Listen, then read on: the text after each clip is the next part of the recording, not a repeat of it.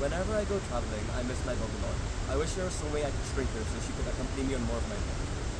Well, there's this effect of relativity called Lorentz contractions that may be able to help. To understand things better and to put ethics concerns aside, let's model my dog as a pole with ends A and B. First, let's see how we actually measure things. Well, we have to find the position of one point and then its distance from another point at the same instant.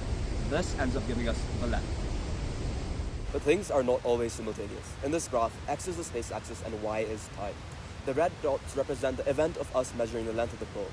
But if we switch from this perspective to one in which the pole is moving, we have to do a squash-stretch transformation to make sure the speed of light, the line in yellow, remains constant.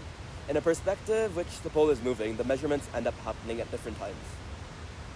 This gives us incorrect results. It's the same as letting the pole move a bit. But that's not how you're supposed to measure things. What we're basically doing is letting the pole move and measuring that extra distance. We want to find the position of this end at the same time.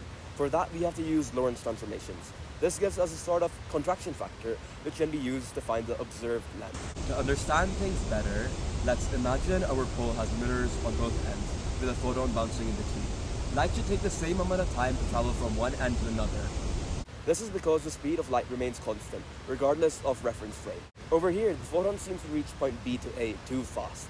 Since the time taken needs to be constant to maintain the speed of light, the pole has to become shorter. The visualization of a photon also helps us understand why the contraction only happens in the direction of travel. I can use this effect to fit larger things in a smaller box, but because the effect only works when things are moving, it's not really useful. Even if I were to come across a relativistic pocket, it seems that shrinking my dog isn't something that's so feasible.